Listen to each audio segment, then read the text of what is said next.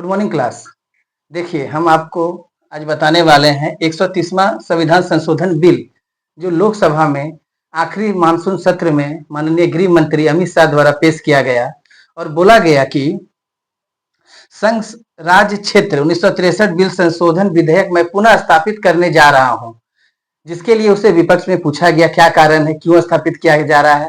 देखिए मोटा मोटी बात हम यहाँ आपको लिख दिए हैं, समझने के लिए हम समझाते हैं इस बिल लाने का जरूरत क्या पड़ा, किस नैतिकता के आधार पर इस बिल को लाया गया। देखिए तमिलनाडु के डीएमके सरकार में एक मंत्री थे साथिन बालाजी, ठीक है, जो मनी लॉन्ड्रिंग के केस में जेल चले गए। जब वो जेल चले गए तो तमिलनाडु के जो राज्यपाल थे आर एन रवि, ठीक है, आर एन रवि ने उसको उनके पद से हटा दिया, मंत्री का पद से। लेकिन जब उनको सुप्रीम कोर्ट ने बेल दे दिया तो तमिलनाडु के सीएम ने पुनः उनको अपना पोस्ट वापस दे दिया। ये बिल आने का शुरुआत वहीं से हुआ। जैसे कि आप देखे होंगे दिल्ली में अरविंद केजरीवाल जो हैं, जो जेल चले गए और जेल से वो सत्ता पे शासन चलाते रहे। इसी के लिए ये सब बिल लाया गया है, ठीक है। ये बिल में देखिए क्या क्या विशेष बात है।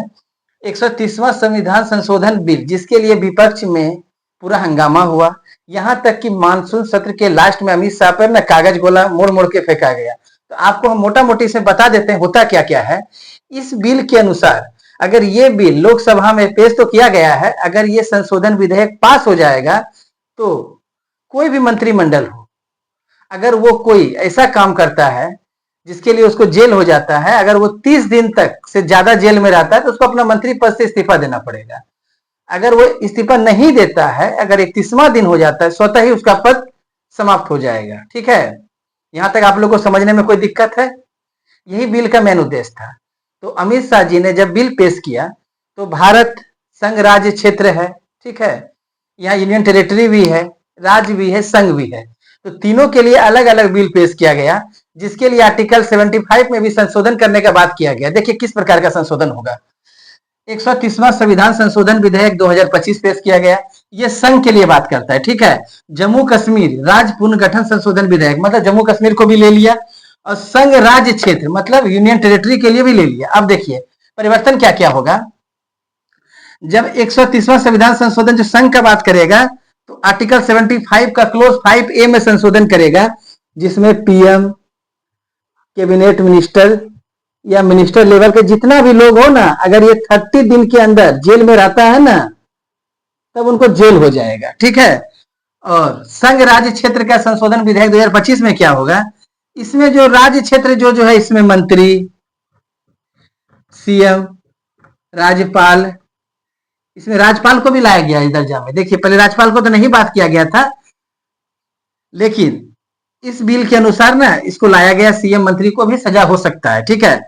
और आर्टिकल 239 ए क्लोज 5A में जो लेफ्टिनेंट गवर्नर होते हैं ना यूनियन टेरिटरी के, उसको लाया गया, ठीक है। मतलब मिला जुला के आप समझिए तो ये बिल अगर लोकसभा में पेश हो गया ना तो थोड़ा सा नैतिकता को बल मिलेगा, ये पक्ष का कहना है। लेकिन विपक्ष का कहना है ये सरकार नैतिक मूल्यों का हनन कर रही है। लेकिन पक्ष में अमित शाह द्वारा बोला गया कि देखिए नैतिकता के आधार पर पहले जो हमारे प्रधानमंत्री हुआ करते थे, चाहे लाल बहादुर शास्त्री रहे, जब उनके कार्यकाल में ट्रेन का एक्सीडेंट हुआ तो उन्होंने अपने आप को जिम्मेदार माना और इस्तीफा दे दिया। वीपी सिंह रहे, माधवराव सिंधिया रहे, इन्होंने नैतिकता का मूल्य को ध्यान में रखते हुए इस्तीफा दिया। लेकिन आज के मंत्री क्या कर रहे हैं, जेल में जा रहे, जेल से सत्ता चला रहे हैं। तो विपक्ष में उनसे सवाल पूछा गया कि जिस समय आप गुजरात के गृह मंत्री हुआ करते थे तो आरोप आप पे भी लगा था, आप जेल गए थे, क्या आपने इस्तीफा दिया? तो अमित शाह जी ने कहा हाँ मैंने भी इस्तीफा दिया था नैतिकता के आधार पे। लेकिन इस बिल को पास होने में बहुत मशक्कत है। अभी इस बिल में बहुत सारे क्लोज जुड़ेंगे, पक्ष विपक्ष। विपक्ष का कहना है कि आप लोग का सरकार है, आप लोग मनमानी कर रहे हैं, ठीक है। तो माननीय गृह मंत्री ने बोला कि नहीं ऐसा कोई बात नहीं है, सरकार आज हमारा कल आपका हो सकता है, ये सरकार किसी का भी हो, नैतिकता को मूल्यों का ध्यान में रखना होगा हम लोग को। जनता का विश्वास बढ़ेगा हमारे ऊपर, यदि बिल पास हो जाएगा तो जनता हम पे विश्वास करेगी, ठीक है। यही गृह मंत्री जी ने कहा, जिसके लिए ओम बिरला जी जो हमारे लोकसभा स्पीकर हैं, उन्होंने एक समिति का गठन किया, एडहॉक समिति जिसको बोलते हैं, तथक समिति का गठन किया, जो इस बिल के ऊपर चर्चा करेगी और देखेगी क्या कमी बेसी है। फिर नया सत्र जो शीतकालीन सत्र आएगा उसमें पुनः इस बिल को लाया जाएगा, लोकसभा राज्यसभा में पेश किया जाएगा। अगर सब कुछ सही रहा तो ये बिल पास हो जाएगा।